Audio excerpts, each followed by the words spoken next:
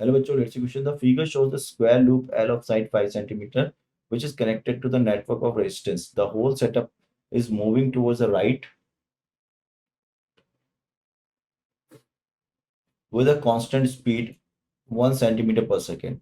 At the some instant, a part of L is a uniform magnetic field 1 Tesla perpendicular to the plane of the loop. If the resistance of L is 1.7 ohm, the current in the loop is. तो बच्चों अगर अपन देखें तो ये जो part move कर रहा है, ये वाला पार्ट, इसकी वजह से क्या होगा, एक ईएमएफ जनरेट हो जाएगा कुछ इस तरह से, ये प्लस हो जाएगा, ये माइनस हो जाएगा, और ईएमएफ की वैल्यू जो होगी, क्या वो B into V into L हो जाएगी। बिल्कुल सही बात है।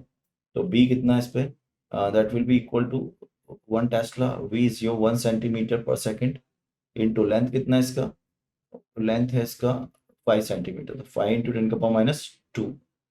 ठीक है, तो ये कितना हो गया आपका 5 इंटू 10 का power minus 4, that is your row. ठीक है, तो ये हमारे पास रो आ गया। अब करंट कितनी हो जाएगी इसके अंदर, करंट करंट हो जाएगी आपकी रो अपॉन आर इक्वलेंट। अब इक्वलेंट रेजिस्टेंस देखो, अगर ये आप देख रहे हो तो एक वी डिस्टेंस बीच है, ये खत्म हो जाएगा बीच में से। ठीक है, तो 2 and 2 will be your 4 and 1 and 1 will be your 2। तो अब ये दोनों पैरेलल में हो जाएंगे, तो इसका इक्वलेंट क्या हो जाएगा, R across B D is equal to 2 into 2 4, 4 into 2 upon 4 plus 2, so that will be equal to 8 upon 6, so that is equal to 4 upon 3। तो आर बी डी हो गया 4 upon 3।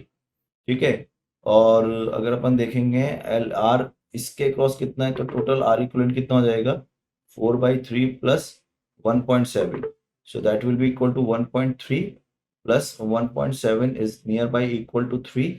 सो करंट हो जाएगी इसके अंदर, that is B V L 5 into 10 का power minus 4 divide by of 3। ठीक है, तो ये लिखा जाएगा 1.6 लगभग 1.7। ठीक है, 1.7 लगभग लगभग 1.7 इंटू 10 का पावर माइनस 4, तो ये हो जाएगा बच्चों 170 micro ampere. So right answer of the question is C. All the best.